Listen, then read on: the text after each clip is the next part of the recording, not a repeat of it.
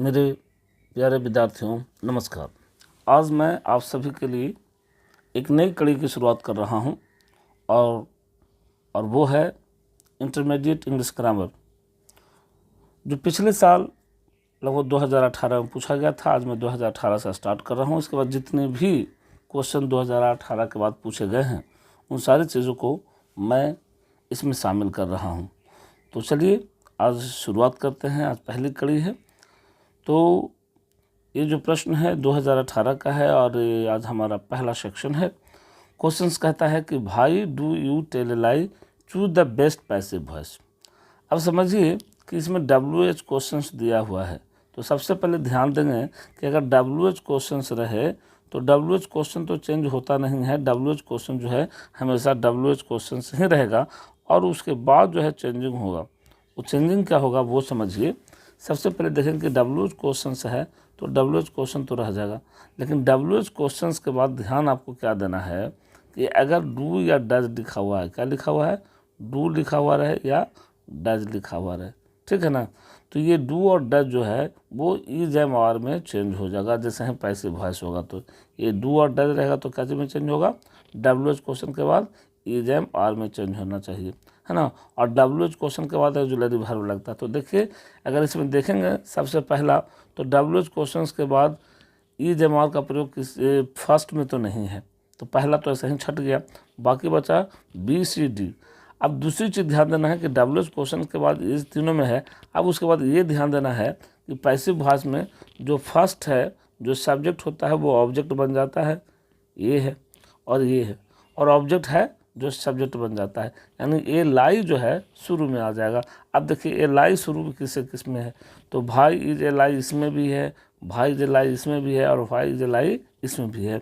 और तीसरा चीज़ मिला ध्यान देना है कि इज एम आर के बाद जो है V3 का इस्तेमाल होगा। तो देखेंगे कि V3 किस में दिया है, तो ए लाई के बाद V3 जो है किस में दिया है, तो फर्स्ट तो ऐसे ही ख़त्म है। बी में देखिए लाई के बाद बी लिखा है, ये भी नहीं होगा। और अब ये देखिए ऑप्शन सी में देखिए कि भाई is a lie told by you लिखा है। यह बात जो है बिल्कुल ही सही है। तो क्वेश्चन नंबर 1 का जो सही आंसर हो जाएगा वो हो जाएगा सी। अब चलिए मैं बढ़ रहा हूँ प्रश्न संख्या 2 की ओर। प्रश्न संख्या कहता है कि 2 में क्या कह रहा है कि ये जो सेंटेंस है we are taught grammar by mister Singh, इसको जो है एक्टिव वॉइस में चेंज करना है। अब एक्टिव वॉइस में जब चेंज करना तो मैंने अभी बताया, ध्यान दीजिएगा कि अगर सब्जेक्ट के बाद इज एम आर रहे, इज एम आर के बाद V3 प्लस बाई रहे, सॉरी शुरू में क्या रहता है पैसिव वॉइस यानी ऑब्जेक्ट है, तो V3 के बाद क्या रहेगा बाई प्लस सब्जेक्ट रहेगा। तो जब ये रहेगा तो सबसे पहले ध्यान देंगे ये सब्जेक्ट जो है तो ये तो शुरू में आ जाता है, ठीक ना, सब्जेक्ट शुरू में आ गया। और जब is M R plus V3 रहेगा तो इसमें ध्यान देंगे कि V1 और V5 हो जाता है ना, और इसके बाद क्या हो जाएगा ऑब्जेक्ट हो जाएगा। अब इसी पर अब देखिए तो सब्जेक्ट मिस्टर सिन्हा ये होता है ना। अब देखिए यहाँ पर लिखा be are taught grammar by mister Singh. अब देखिए कि मिस्टर सिंह जो है ये सब्जेक्ट है तो मिस्टर सिंह तो होना ही चाहिए। उसके बाद V1 या V5 किस में लिखा हुआ है भाई, तो देखिएगा मिस्टर सिंह टीचेज, ठीक है, टीचेज यहाँ लिखा हुआ है टीचेज। उसके बाद एस है, एस के बाद क्या लिखा हुआ है ग्रामर भी लिखा हुआ, यानी क्वेश्चन नंबर 2 का जो सही आंसर होगा वो ए होगा। अब चलिए देखते हैं प्रश्न संख्या 3। प्रश्न संख्या 3 क्या कहता है, प्रश्न संख्या 3 कह रहा है, प्रश्न संख्या 3 क्या कहता है इसको हम समझने का प्रयास करेंगे।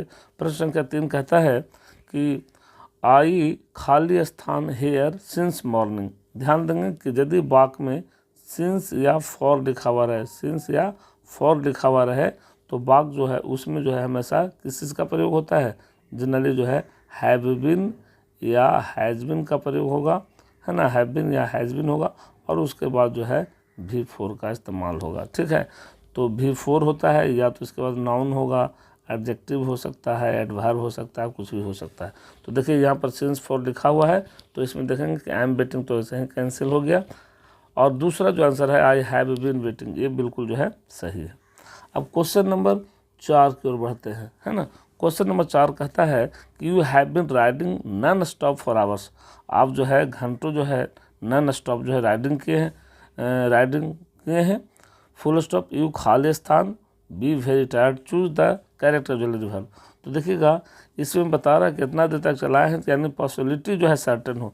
तो जब सर्टेन पॉसिबिलिटी की बात होती है ना बाबू, जब सर्टेन पॉसिबिलिटी की बात होती है, सर्टेन पॉसिबिलिटी की बात होती है, तो ध्यान देंगे उसमें किस चीज़ का प्रयोग होता है, उसमें जो है मस्ट का प्रयोग होता है। तो क्वेश्चन नंबर 4 आपको समझ में आ गया होगा। अब मैं बढ़ रहा हूँ प्रश्न संख्या 5 की ओर। प्रश्न संख्या 5 देखिए क्या कहता है। प्रश्न संख्या 5 कहता है, देखते हैं। प्रश्न संख्या 5 कह रहा है कि she ran out of the room, she was screaming. अब कहता है कि इसमें क्या कहता है कि चूज द करेक्ट कम्बिनेशन, माने ये 2 सेंटेंस है, 2 सेंटेंस को एक बनाना है। तो देखिए लिखा है सी रैन आउट ऑफ। अब देखिए पहला में ये तो गलत हो जाएगा, क्योंकि जब रैन आउट ऑफ, ध्यान देंगे कि जब 2-2 सब्जेक्ट रहे है ना, जब 2-2 सब्जेक्ट रहे तो उसका जो है जनरली जो है बनाया जाता है, जब 2 सेंटेंस को जोड़ा जाता है तो वो पार्टिसिपल के थ्रू भी जोड़ा जाता है, आईएनजी के लगा कर जो है उसको जोड़ा जाता है। तो पहला देखेंगे लिखा है कि she ran to the room screaming, ये गलत है। दूसरा में देखिए लिखा है सी रैन आउट, ऑफ को हटा दिया, ये भी गलत है। तीसरा में देखिएगा सी रैन लिखा है, ये भी गलत है। अब देखिए चौथा में देखिएगा लिखा है she ran out of the room screaming, ये जो है बिल्कुल सही है। क्वेश्चन नंबर, ये था क्वेश्चन नंबर 5। अब हम बढ़ रहे हैं क्वेश्चन नंबर 6 की ओर। क्वेश्चन नंबर 6 क्या कहता है, इसको हम देखेंगे। क्वेश्चन नंबर 6 कहता है खाली स्थान है, you mind standing up for a moment. ध्यान दीजिएगा, पोलाइट रिक्वेस्ट बतलाने के लिए स्ट्रक्चर का इस्तेमाल होता है। पोलाइट रिक्वेस्ट है ये, पोलाइट रिक्वेस्ट बतलाने के लिए ध्यान देंगे। पोलाइट रिक्वेस्ट जब बताना होता है तो उसमें सबसे पहले हम क्या लिखते हैं, वुड लिखते हैं। वुड के बाद वुड यू माइंड लिखते हैं, और वुड यू माइंड के बाद जो है भी में ING का इस्तेमाल करते हैं, भी में ING। तो वुड यू माइंड होना चाहिए, यानी समझिए कि पोलाइट रिक्वेस्ट बतलाने का ये स्ट्रक्चर है ना। जैसे कि अब हम लोग बोलते हैं तो would you mind standing up for a moment, ये हो जाएगा। जैसे कि क्या आप ठहरने, क्या आप थोड़ी देर, क्या आप दरवाज़ा बंद करने की कोशिश करेंगे, तो would you mind closing the door, इसी स्ट्रक्चर पर आधारित है। तो प्रश्न संख्या 6 का जो आंसर हो जाएगा वो ए हो जाएगा। अब मैं बढ़ रहा हूँ प्रश्न संख्या 7 की ओर। प्रश्न संख्या 7 देखिए क्या कहता है। प्रश्न संख्या 7 कहता है आई है खाली स्थान इंटरेस्टेड इन मेटाफिजिक्स, है ना, choose the correct verb form. अब देखिएगा कह रहा है कि ये जो सेंटेंस है ना बाबू, ये प्रेजेंट परफेक्ट का है। प्रेजेंट परफेक्ट में क्या बताता है, प्रेजेंट परफेक्ट कंटिन्यूअस का है। क्यों प्रेजेंट परफेक्ट कंटिन्यूअस कहता है कि कोई कार जो है बहुत पहले स्टार्ट हुआ और अभी भी चल रहा है, तो उसको बतलाने के लिए जो है हम लोग हैज़ बीन या हैव बीन का प्रयोग करते हैं। तो देखिएगा जिसमें हैज़ बीन या हैव बीन लिखा हुआ हो वो बात सही हो जाएगा। तो आई है तो आई के साथ ये आई एम ऑलवेज तो होगा नहीं। दूसरा देखिए आई हैव ऑलवेज बीन, ये लिखा है, ये जो है बिल्कुल सही है। तो प्रश्न संख्या 7 भी आप समझ गए होंगे। अब मैं बढ़ रहा हूँ प्रश्न संख्या 8 की ओर। प्रश्न संख्या 8 क्या कहता है, इसको हम समझने का प्रयास करते हैं। प्रश्न संख्या 8 कह रहा है he says he has got a toothache, choose the correct indirect narration. अब देखिए कहता है यहाँ सेड लिखा हुआ, तो देंगे बाबू, ध्यान देंगे बाबू कि अगर से के बाद कुछ नहीं लिखा हुआ रहे तो से जो है से ही रह जाता है, और अगर से के बाद अगर टू लिखा हुआ रहता है ना तो ये टेल में चेंज हो जाता है। अब यहाँ पर देखेंगे ही सेड है, चेंज नहीं किया है, यानी ही सेड के बाद जब इनडायरेक्ट में बदलेंगे तो डैट का इस्तेमाल होगा। तो देखिएगा ही सेड के बाद डैट अगर किसी में लिखा हुआ है तो सबसे पहला ट्रिक उसी से पकड़ लीजिए। तो ही सेड के बाद डैट सिर्फ एक ही में लिखा है, वो सी में लिखा है। क्वेश्चन नंबर 9 है। क्वेश्चन नंबर 9 कहता है she thanked me, choose the correct direct narration. देखिए ये स्पेशल केसेस ऑफ रूल है, इसमें ध्यान देंगे। कहता है सी थैंक यू, है ना। अब सी थैंक्ड मी, ये तो समझ में आ रहा है कि पास्ट में है, तो जब पास्ट में है तो सी यहाँ सबसे पहले देखेंगे कि ये बदल जाएगा, she said to me, past होना चाहिए। अब देखिए सी सेड टू मी किसी में लिखा हुआ है, सी सेड टू मी अगर किसी में लिखा हुआ तो क्वेश्चन नंबर डी में लिखा हुआ ये हो जाएगा, है ना, सी सेड टू मी। और उसके बाद इसको क्या लिख रहे हैं, कॉमा इन्वर्टेड कॉमा दे देंगे और यहाँ लिख देंगे thank you. Special cases of rule में है, ठीक है ना। तो सी सेड टू मी है तो इसको जब चेंज कर उसने मुझे कहा धन्यवाद, तो इसको जब कहेंगे तो सी थैंक यू, उसने मुझे धन्यवाद कहा, नो का जो आंसर हो जाएगा वो डी हो जाएगा। अब मैं बढ़ रहा हूँ प्रश्न संख्या 10 की ओर।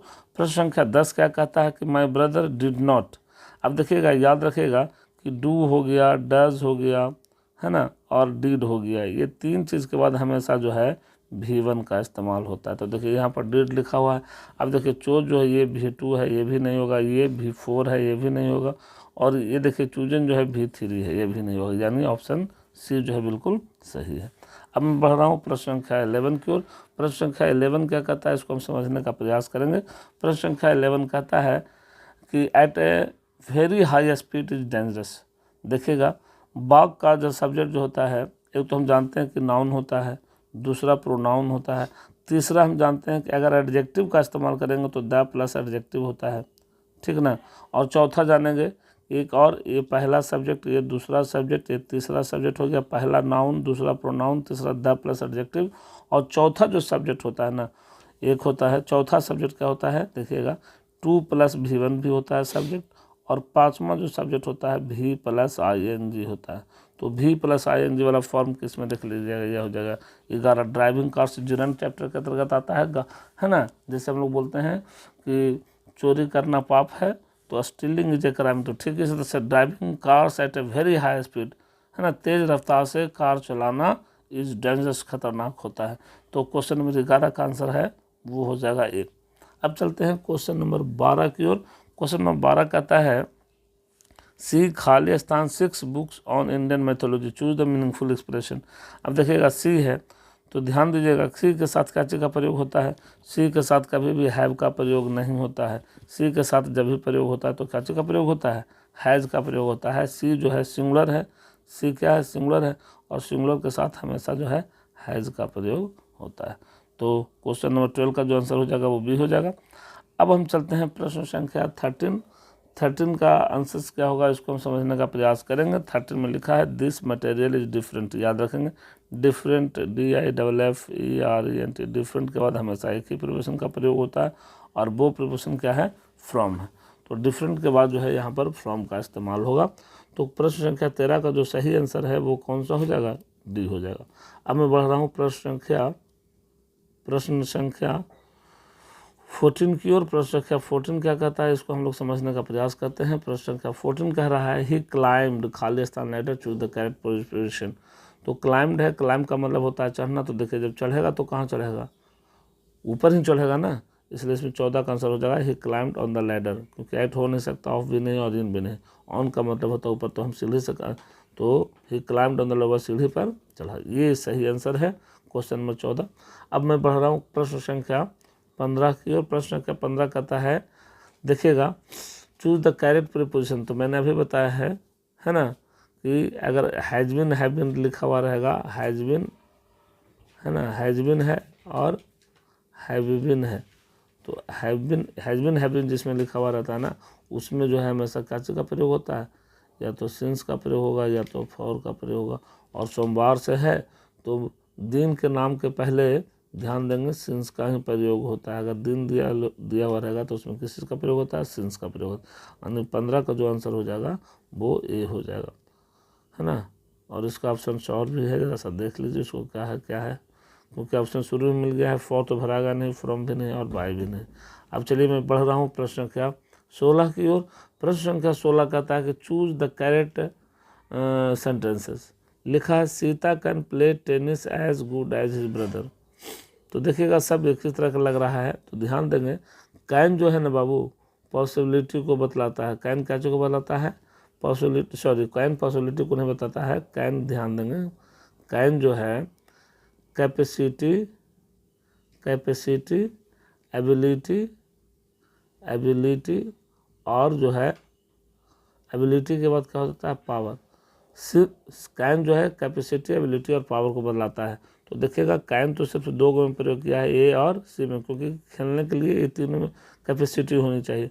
तो ये लिखा है सीता कैन प्ले टेनिस, ये भी सही है।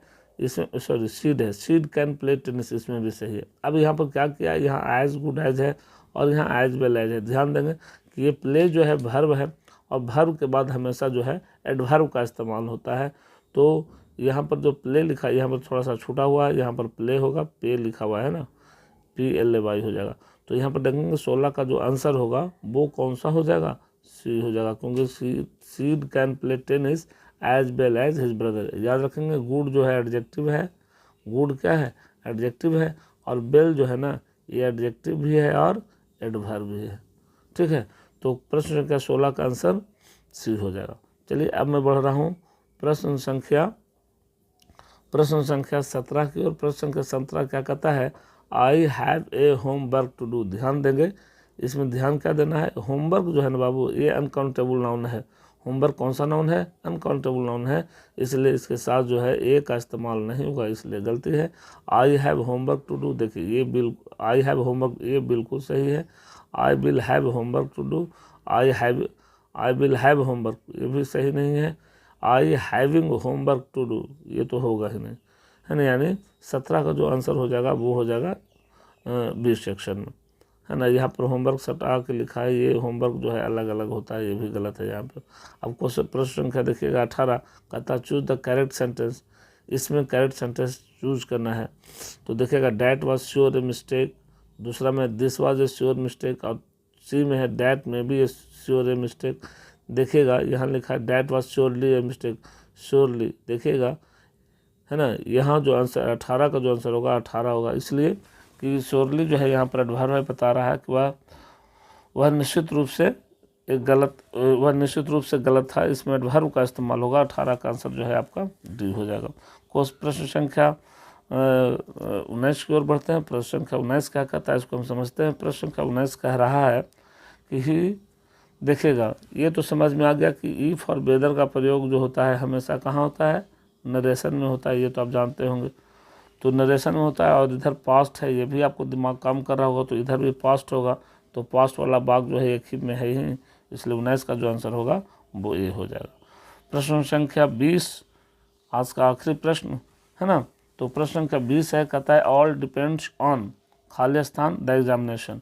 अब यहाँ पर देखिए हैज पासिंग लिखा है, तो ऑल ये तो होगा नहीं, बिल पासिंग होता नहीं है, हैज़ के बाद भी फोर नहीं, बिल के बाद भी फोर नहीं आता है। यहाँ पर हैज़, फिर यहाँ हैज़ पासिंग है, ये भी गलत लिखा हुआ है। सी ऑप्शन देखेंगे, सी में लिखा है हिज पासिंग। ध्यान दीजिएगा कि पॉजेसिव एडजेक्टिव के बाद, पॉजेसिव एडजेक्टिव कितना है आपको पता हुआ, अंग्रेजी में 7 हुआ है, my, our, your, his, her, their. इसके बाद है ना VING का इस्तेमाल होता है, जैसे मेरा जाना, तो इसका अंग्रेजी क्या हो जाएगा, माई गोइंग, माई गोइंग। तो ठीक तीसरा उसका पास करना, तो इसका अंग्रेजी क्या होगा, हिज पासिंग होगा, यानी 20 का जो आंसर हो जाएगा वो सी हो जाएगा। तो मेरे प्यारे बच्चों आज मैंने शुरुआत किया है, आप इसका आनंद उठाइए और ख़ुद भी देखिए, अपने साथियों को भी देखने के लिए कहिए। और मैं ज़्यादा नहीं, मैं इसी तरह से कर करके मैं इसकी अगली कड़ी को भी लेकर जल्द आ रहा हूँ। इंतज़ार कीजिए हमारी अगली कड़ी का। तब तक के लिए गुड बाय, टेक केयर, नमस्कार।